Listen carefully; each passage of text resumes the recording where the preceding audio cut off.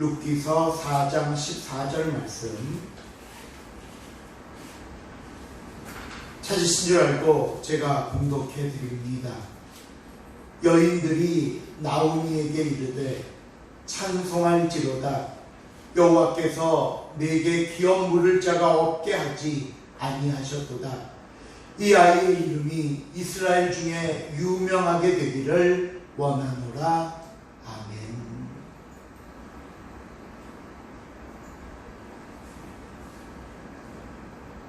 보아스는 나오미의 말대로 일을 마치기까지 쉬지 않았습니다. 재판을 열고 증인들을 데려오고 원하는 결과를 얻기까지 최선을 다하는 모습, 우리는 이런 보아스를 통해 고엘, 하나님께서 우리를 축복하시고 돕기 위해 예비하신 사람의 모습을 볼 수 있었고요. 더 나아가 저와 여러분을 위해 쉬지 않으시는 하나님의 열심, 하나님의 일하심을 깨닫고 감사드릴 수 있는 시간이었습니다. 이제 이야기는 어느덧 룻기 마지막 부분에 다다르면서 험난했던 나오미의 삶, 시어머니를 따라 새롭게 시작한 룻의 결말을 이야기하는 자리까지 오게 되었습니다. 오늘 저와 여러분이 살펴볼 본문 시작되는 13절 말씀입니다.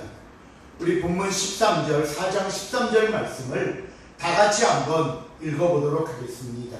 시작. 이에 보아스가 룻을 맞이하여 아내로 삼고 그에게 들어갔더니 여호와께서 그에게 임신하게 하심으로 그가 아들을 낳은지라. 보아스가 룻을 아내로 맞았습니다. 그리고 그 결혼을 하나님께서 축복하셨습니다. 그 축복의 증거가 뭐냐면요, 임신을 하고 아들을 출산한 것입니다. 여러분 아시다시피 룻은 이미 모압에서 나오미의 아들 말론과 결혼을 했었습니다. 그런데 룻과 말론 사이에서는 자녀가 없었습니다. 근데 이번에는 어떻습니까? 보아스와의 사이에서 자녀를 주셨는데 이 자녀를 주시면서 나오는 설명이 있습니다. 여호와께서 그에게 임신하게 하시고, 여호와께서 말론과의 사이에서는 허락하지 않았던 자녀를 보아스에게서는 허락하셨습니다. 당시에는요, 자녀가 없다고 하면요, 사람들이 어떻게 인식을 하고 수군댔냐 하면, 야, 얼마나 큰 죄를 지었으면 하나님께 저주를 받아 자녀를 낳지 못할까?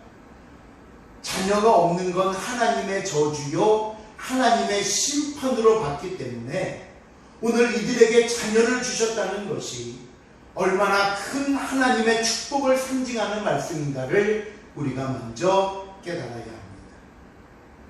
자, 그렇다면 이 자녀를 주시는 축복을 놓고 우리가 아주 쉽고 단순하게 생각해 볼 게 있습니다.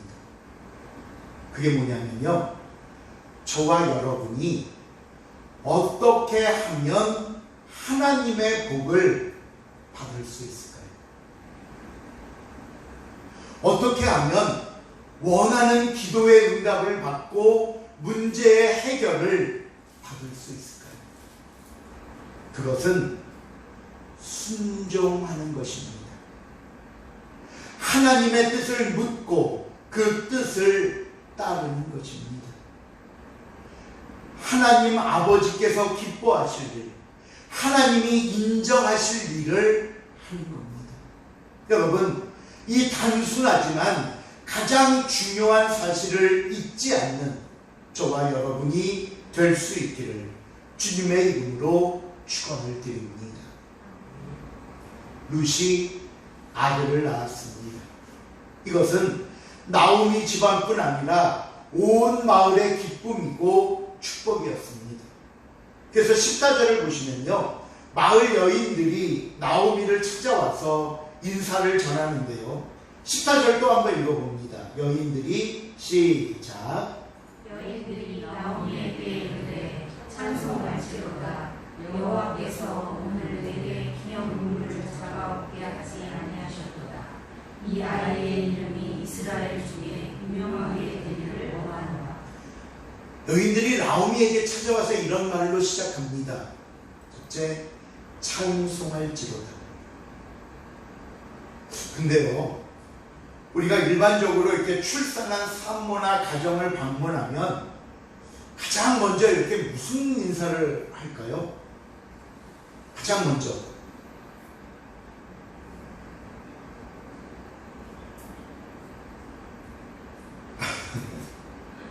아마 수고했어요, 축하합니다, 예, 이런 말을 아마 제일 먼저 할 겁니다.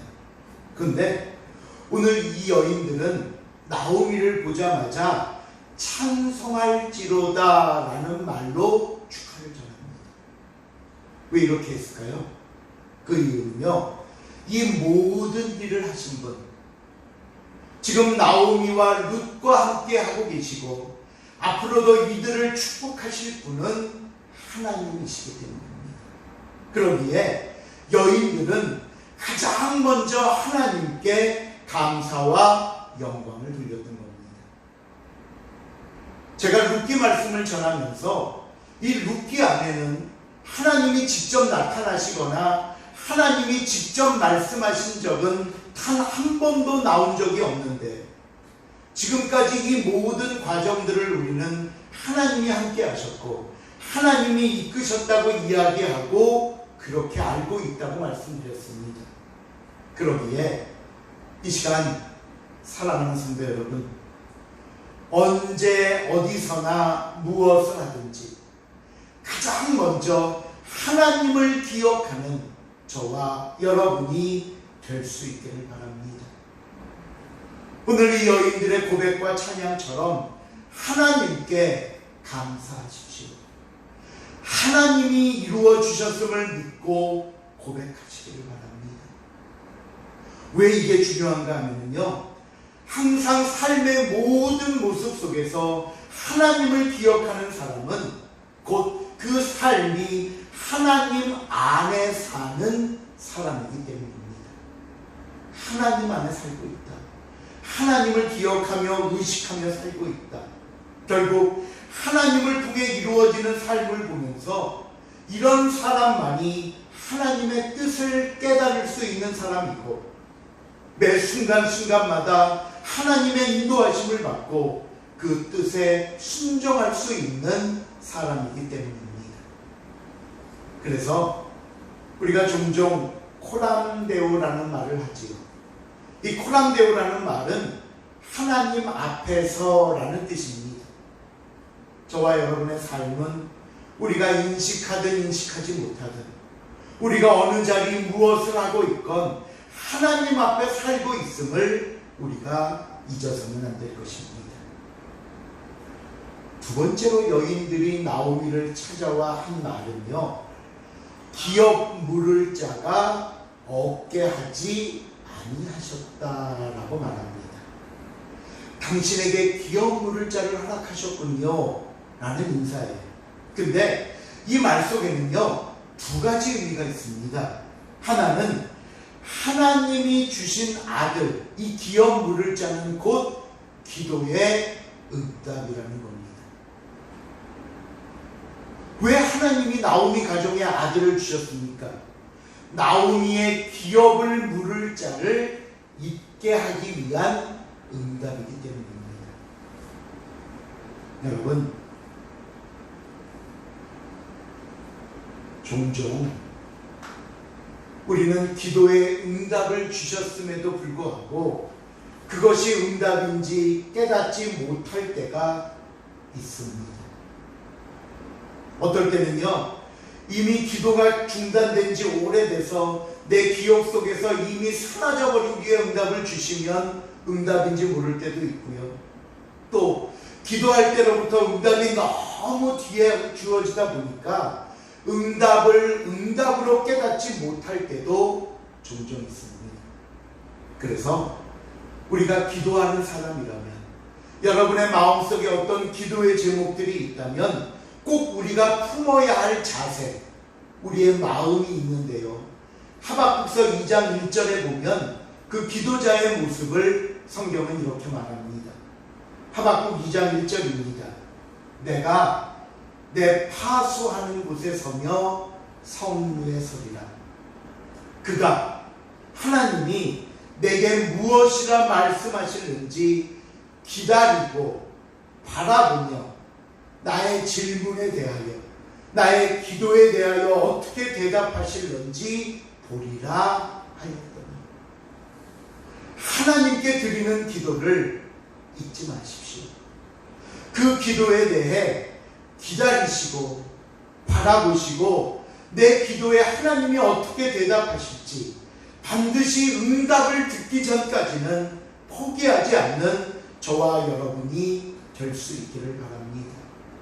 그리고 무엇보다 응답을 응답으로 깨달을 수 있기를 주님의 이름으로 부탁을 드립니다. 기업 물을 자를 있게 하셨다. 이것은 너의 기도에 응답하셨다라는 의미입니다. 이 말의 두 번째 의미는요, 그 응답에 순종하는 겁니다. 가끔, 아니 매번 기도의 응답을 처음 기도와는 다르게 사용하는 사람들이 있습니다. 하나님 주시면 이렇게 할게요, 허락해 주시면 이렇게 쓸게요 라고 했다가 막상 기도대로 이루어졌음에도 불구하고 하나님께 했던 기도와 약속대로 사용하지 않더라는 거예요. 왜? 기도하던 때의 마음과 지금 마음이 바뀌어버렸습니다. 그때는 너무나 다급하고 절박해서 그랬는데 이제는 한숨 돌리다 보니까 상황도 바뀌었습니다. 그러면 응답에 순종하기 꺼려합니다. 망설입니다. 아까워합니다. 하나님과 협상하려고 합니다. 그러나 그러면 안 됩니다. 응답으로 주신 것은 기도하신 대로 사용하셔야 합니다. 하나님께 약속하고 기도한 것은 그 약속을 반드시 지키셔야 합니다. 오늘 하나님은 이 여인들을 통해 다시 한번 이 아들을 주신 목적을 분명하게 가르쳐주고 계시지 않습니까? 이 아들은 나오미의 기업을 물으라고 준 것이다. 그래서 여러분 16절 한번 보세요.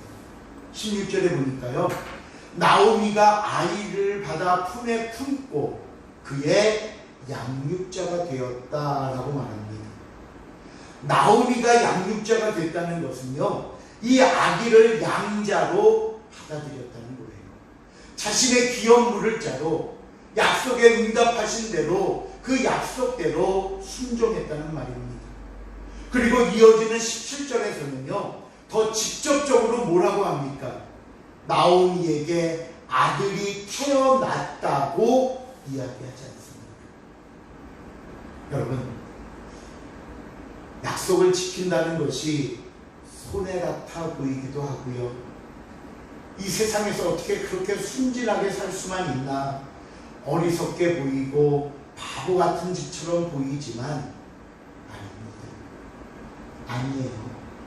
왜 아니냐면요, 이어지는 다음 말씀을 보시면 이 순종이 얼마나 더 큰 축복을 낳는지 정확하고 분명하게 보여주고 계시기 때문입니다. 순종이 낳은 축복이 뭔지 볼까요? 첫 번째는요, 예수 그리스도입니다. 17절 다시 한번 읽어볼게요. 오늘 본문 17절 말씀 시작. 여인들이 그에게 이름을 지어주되 나오미에게 아들이 태어났다 하여 그의 이름을 오벳이라 하였는데 그는 다윗의 아버지 이새의 아버지였더라. 룻이 낳은 아기의 이름은 오벳이고요. 이 오벳이라는 말은 예배자라는 의미입니다. 근데 이 아기가 중요한 이유는 그 다음입니다. 이 아기가 자라서 어른이 되고 또 아이를 낳았는데 그 아이의 이름은 이새이고요. 이 이새가 또 자라서 아이를 낳았는데 그 아기의 이름이 다윗입니다. 그러니까 오늘 룻이 낳은 오벳은 다윗 왕의 할아버지입니다. 할아버지가 되는 거예요. 그러면 룻은 다윗의 증조 할머니가 되는 겁니다. 여러분, 이게 왜 축복일까요? 다윗이라는 이스라엘 왕의 가문이기 때문일까요? 아닙니다. 다윗 왕의 가문을 통해 태어나실 예수 그리스도 때문입니다. 예수 그리스도가 축복이라는 사실은 그 다음에 이어지는 보아스의 족보에서 더 잘 설명하고 있는데, 보세요. 18절에 보면요, 베레스의 계보는 이러하니라 라는 말씀으로 보아스의 족보가 나옵니다. 우리가 이 족보를 보면서 역시 같은 족보를 담고 있는 마태복음 1장으로 한번 가보도록 하겠습니다. 마태복음 1장을 한번 다 펴보세요.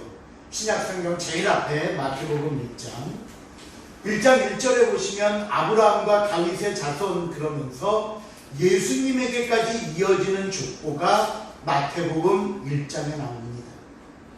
물론 오늘 룻기에 나왔던 이 족보도 1장에 나오죠. 마태복음 1장 3절입니다. 한번 읽어볼까요? 마태복음 1장 3절 시작. 유다는 다말에게서 베레스와 세라를 낳고 베레스는 헤스론을 낳고 헤스론은 람을 낳고. 아까 우리 룻기에서 봤던 그 베레스는 다말, 아버지는 유다이고 어머니인 다말이 낳은 베라스와 베레스테라라는 쌍둥이 중에 한 명입니다. 근데 다말이 이 쌍둥이 자녀를 어떻게 낳습니까? 그 유다가 여러분 창세기에서 아시다시피 시아버지잖아요. 시아버지를 통해서 낳은 자녀가 베레스입니다. 그 다음 마태복음 1장 5절입니다. 5절 말씀 시작. 살몬은 라합에게서 보아스를 낳고 보아스는 루벤에게서 오벳을 낳고 오벳은 이새를 낳고. 살몬은 라합, 살몬의 부인인 라합은 여리고 성에 살고 있던 그 기생 라합이고요. 그 다음 그 살몬과 라합 사이에서 태어난 아기가 오늘 본문에 나오는 보아스, 그리고 보아스 역시 이방 여인인 모압 여인 룻을 통해 오벳을 낳았다라고 마태복음에도 똑같이 기록을 하고 있습니다. 근데 이 족보를 보면요, 특별히 룻기는 이제 베레스부터 시작하는데 뭔가 좀 깨끗하다거나 좀 깔끔하다고 말씀드리기는 좀 부족한 족보예요. 뭐 이유야 어쨌든 시아버지를 통해서 자녀를 낳고 이방 여인이자 기생 라합, 모압 여인 룻, 더군다나 다윗이 솔로몬을 낳을 때는 뭐라고 표현하고 있는 줄 아십니까? 마태복음 1장 6절 하반절에 보면요, 그 부분은 성경이 아주 적나라하게 얘기합니다. 다윗은 우리아의 아내에게서 솔로몬을 낳고, 분명히 밧세바라는 본명이 있음에도 불구하고 성경은 끝까지 우리아의 아내라고 말합니다. 비록 다윗과 밧세바 사이에 솔로몬이 태어나긴 했지만 그렇다고 해서 다윗이 우리아의 아내인 밧세바와 간음을 하고 죄를 감추려고 우리아를 전쟁터에 내보내 죽이는 죄들이 용서되고 사라지지 않는다는 것을 족보에서 명확하게 기록하고 있는 겁니다. 밧세바라고 하지 않고 우리아의 아내에게서 솔로몬을 낳았다. 이런 족보, 이런 사람들, 이런 관계들임에도 불구하고 그 이름들이 족보에 오르고, 아니 심지어 성경에 오르고 오늘 저와 여러분에게까지 전해주시는 이유가 뭔 줄 아십니까? 그것은요, 그럼에도 불구하고 그 가문에 예수 그리스도가 태어나셨기 때문입니다. 예수님의 은혜가 허물을 덮습니다. 때로는 실패하고 그로 인한 좌절과 심지어 우리의 모든 죄까지 덮고 용서와 사랑을 베푸시는 분은 예수 그리스도이시기 때문입니다. 여러분, 그 어떤 것보다 예수님이 저와 여러분에게 은혜가 되고 축복이 된다는 사실을 잊지 마시길 바랍니다. 내가 믿는 예수가 축복이고요, 내가 의지하는 예수님이 우리에게 은혜가 된다는 겁니다. 두 번째로, 순종이 축복을 낳은 모습은요, 하나님의 은혜가 있기 때문입니다. 다시 오늘 본문으로 돌아가서 룻기서 4장 21절 22절입니다. 한번 읽어볼까요? 룻기서 4장 21절 22절 시작. 살몬은 보아스를 낳았고 보아스는 오벳을 낳았고 오벳은 이새를 낳았고 이새는 다윗을 낳았더라. 보아스가 오벳을 낳고라고 하면서 오벳의 자녀들을 쭉쭉쭉쭉 따라 다윗까지 가고 있습니다. 근데 여러분, 혹시 이 족보, 지금 21절 22절에 있는 이 족보를 보시면서 좀 이상하다라고 발견하신 게 있습니까? 이상해요. 뭐가 이상한 줄 아시겠어요? 왜 이 족보가 이상하냐면요, 보아스가 오벳을 낳은 것은 맞지만 그렇다고 오벳이 보아스의 자녀가 될 수 없는 이유는, 이 오벳은 나오미의 기업을 물을 자로 주어졌기 때문입니다. 그렇다면 오벳은 보아스의 아들은 맞지만 엘리멜렉, 나오미의 대를 이어야 하기에 엄밀히 따지면 오늘 보아스와 오벳으로 이어지면 안 되고 엘리멜렉의 집안으로 가서 엘리멜렉 오벳으로 이어지는 엘리멜렉의 가문으로 들어가야 됩니다. 근데 성경은 보아스의 가문을 통해 이어지고 있다는 거예요. 예? 왜 오늘 족보에는 오벳을 보아스의 아들로 넣었을까요? 분명히 나오미가 양자 삼고 기업 물을 자로 줬는데, 이것이 바로 하나님의 더 크신 은혜입니다. 무슨 얘기냐면요, 하나님은 오벳을 통해 나오미의 눈물을 닦아주시고 그의 기업 물을 자로 허락하셨습니다. 맞아요. 나오미의 기업 물을 자로 주셨어요. 근데 그러면 보아스는요, 약속을 지킨다는 이유로, 기업을 물을 자라는 이유만으로 보아스는 이 모든 손해를 그냥 다 감수해야 합니까? 물론 그렇다고 해도 할 말은 없습니다. 왜? 보아스는 이미 그렇다는 걸 다 알고 시작했기 때문에. 그런데 제가 앞에서 이 보아스의 순종이 축복을 낳았다고 말씀드렸듯이, 하나님은 오벳을 나오미의 자녀만으로 인정하지 않고 보아스의 아들로도 인정하셔서 보아스의 족보에 올리도록 허락하신 것입니다. 은혜로. 여러분, 은혜는 이렇게 주어집니다. 대가가 아니기에 우리가 무엇을 요구하거나 제시할 수 없습니다. 물론 받을 자격도 없기에 감히 기대해 본 적도 없습니다. 그런 저와 여러분에게 베푸시는 것이 은혜입니다. 그것이 헤세드이고요.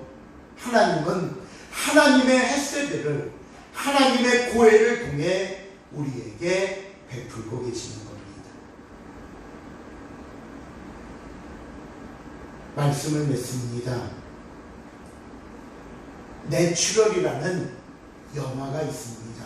한 30년 된 영화인데요. 야구 영화입니다. 주인공인 로버트 레드포드가 야구 선수로 나오는데요.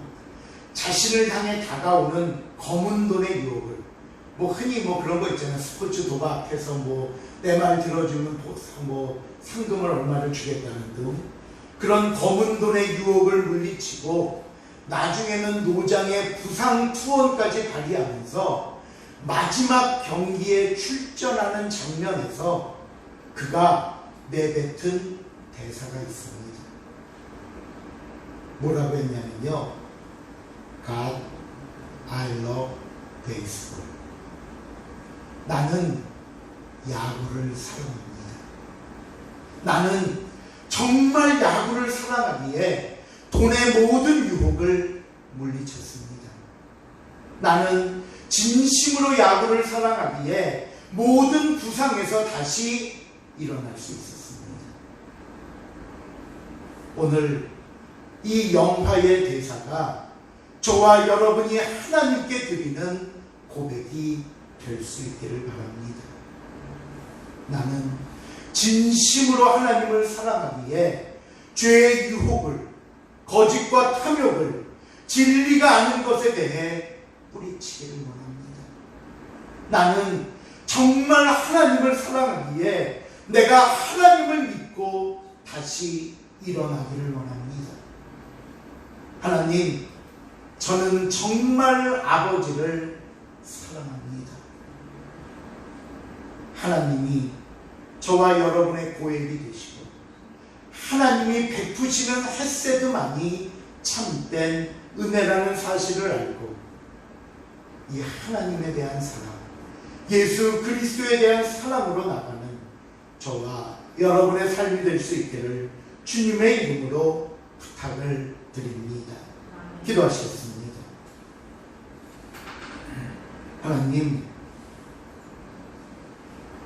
우리의 삶이 그렇고 우리의 행동과 모습이 그렇고 우리의 연약함이 부끄러울지라도 이 시간 감히 제가 하나님을 사랑한다고 고백하기를 원합니다.